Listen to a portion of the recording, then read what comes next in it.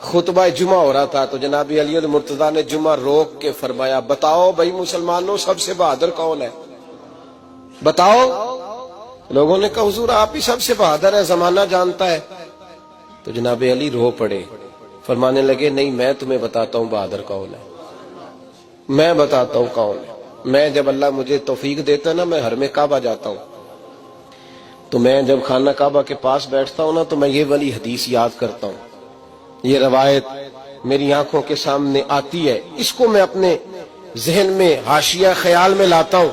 جناب علی المرتضیٰ فرمانے لگے میں بتاتا ہوں بہادر کون ہے۔ جناب کون ہے؟ فرمانے لگے ایک دن ایسا بھی آیا کہ مکے کے سارے سردار کٹھے ہو کے محبوب پاک پہ حملہ کرنے لگے، حضور کو گرا لیا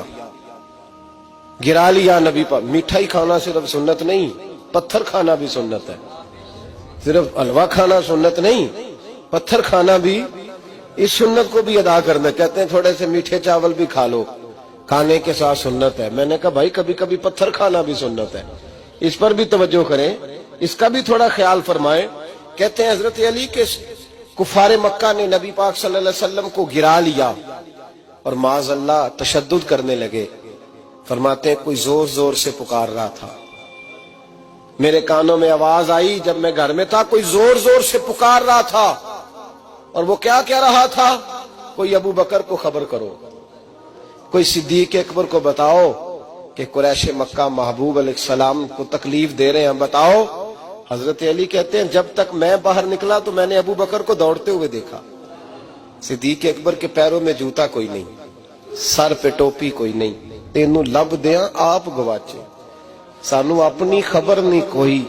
کہتے ہیں بھاگتے جا رہے ہیں، اور پھر جب صدیق اکبر پہنچے تو میں دوڑا آ رہا تھا اور منظر دیکھ بھی رہا تھا کہ ابو بکر صدیق نے ایک کافر کو ادھر پھینکا، دوسرے کو ادھر پھینکا، تیسرے کو ادھر، اور ساتھ ساتھ فرماتے جا رہے ہیں ظالموں اسے مارتے ہو جو تمہیں جنت کا راستہ دکھاتا ہے، ظالموں ان پر تشدد کرتے ہو جو تمہیں جہنم سے بچاتے ہیں، جو تمہیں اللہ کا قرب دیتے ہیں، جو تمہیں دنیا کی آزمائشوں سے بچانے آئے۔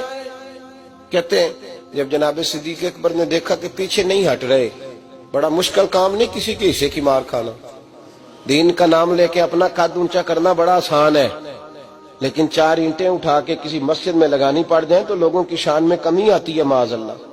جناب ابو بکر صدیق رضی اللہ تعالیٰ عنہ حضور کے اوپر لیٹ گئے، اور مولا علی فرماتے ہیں نبی پاک کے حصے کی ساری مار ابو بکر صدیق نے کھائی، اور اتنی مار کھائی کہ بے ہوش ہو گئے۔ ان کے قبیلے کے لوگ آئے، اٹھایا، اور قبیلے کے ایک شخص نے کہا قریش مکہ یاد رکھنا اگر ابو بکر کو کچھ ہوا تو تمہیں بدلہ دینا پڑے گا۔ لے گئے۔ ان کی اماں کہتی ہیں ساری رات میں اپنے بیٹے کے زخم دھوتی رہی اور میں روتی رہی، ساری رات میں پٹیاں کرتی رہی اور میں پریشان رہی۔ برادری ساری کٹھی تھی کہ ابو بکر کو ہوش آئے اور وہ بتائیں کون کون شامل تھا تو ہم بدلے کی کوشش کریں۔ والدہ کہتی ہیں میرے دل میں خیال تھا کہ ابو بکر تو جب بھی اٹھے گا پہلا نام محمد عربی کا لے گا صلی اللہ علیہ وسلم، تو یہ تو ناراض ہو جائیں گے۔ کہتی خیال تھا کہ تھوڑی دیر کے لیے اپنے محبوب کا نام کبھی معاذ اللہ نہ لیں، برادری کٹھی ہے، میرے دل میں خیال تھا، لیکن کہتے ہیں وہی ہوا۔ حضرت سیدنا ابو بکر صدیق کی آنکھ کھلی، کہا حضور کا پتہ بتاؤ۔ اماں کہتی ہیں میں نے کان میں کہا ابو بکر ذرا ٹھہر جا، برادری ساری کٹھی ہے، تو حضور کا نام لے گا تو چلے جائیں گے۔